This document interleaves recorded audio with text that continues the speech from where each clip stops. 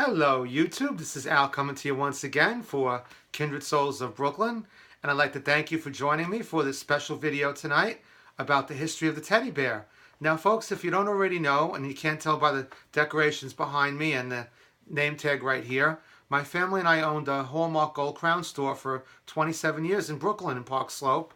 And I just thought I'd put the old name tag back on again and bring out my Gold Crown sign that hung in our store for many years. And so obviously, having a Gold Crown Hallmark store, it would make sense that I know the history of the teddy bear. But I'd like to say that I found out this history myself. I have I guess, a special thank you to throw out to a gentleman who has long passed. He was our first landlord. His name was Harry, and Harry came in one day to collect the rent way back in about 1986, and he actually told me the story of the teddy bear, which I then researched further. But I have Harry to thank for that, for being the first one ever to tell me about that. So anyway, with no further ado, now what do you say we talk about this? Because what does this have to do with Kindred Souls of Brooklyn, a channel from Brooklyn? Well, believe it or not, the teddy bear was actually invented in Brooklyn in 1902. And I'll tell you the story about it right now. Well, at the time, Teddy Roosevelt was president of the United States. He was our 26th president. He was a very popular president. He was a soldier, and he was best known for charging up San Juan Hill during the Spanish and American War. So he was on a hunting trip.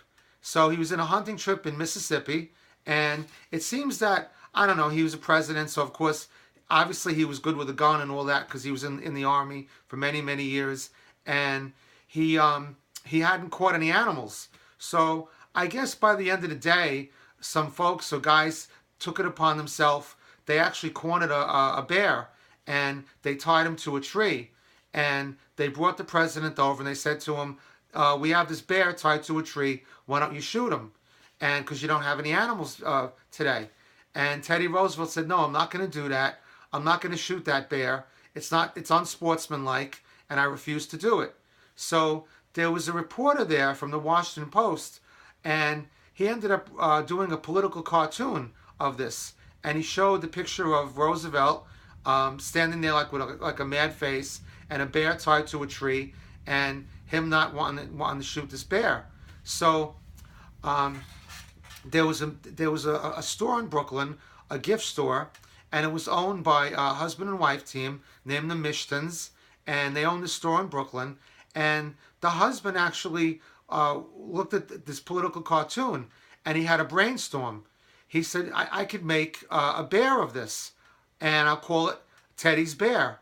So oddly enough, he actually wrote to the president, and someone, I guess either the president, it's hard to tell whether it was the president or one of his aides, they green lighted it. They said it was okay.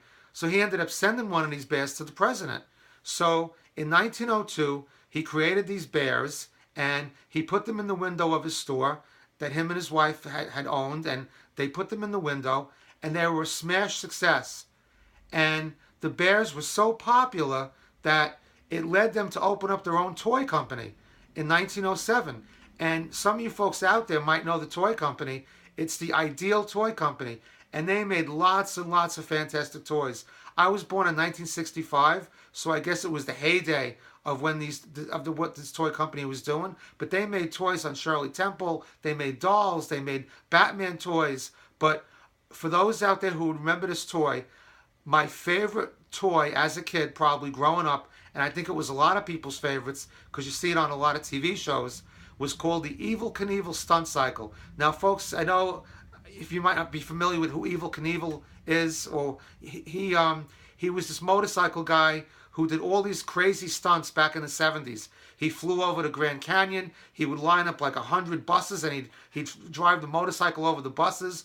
And it was rumored that Evel Knievel had broken literally every bone in his body at one point or another, or for the most part, almost every bone, like arms, legs, all that. Quite a few bones. Obviously, not his back, I don't think, but I think he did break certain bones in his back. But anyway, that toy was based off of him, and you would rev this toy up, and it had a figure on it of Evel Knievel, and it was a stunt cycle, and it would just do all these amazing stunts.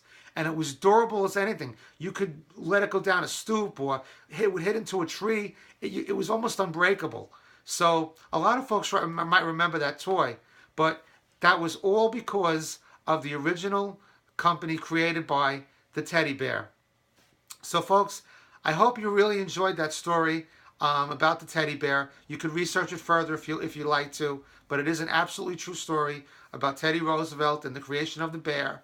And if you're interested in seeing videos, a video on my store, a good friend of mine did a video of my store when it was closing, and it's probably like the second or third video that I posted to the channel. So if you go back a little bit on my videos, you could see actually the store, and it's a little like 3-4 minute video about when we closed the store, and some folks talking about how it was, and it shows the store and shows my family in there and myself and all.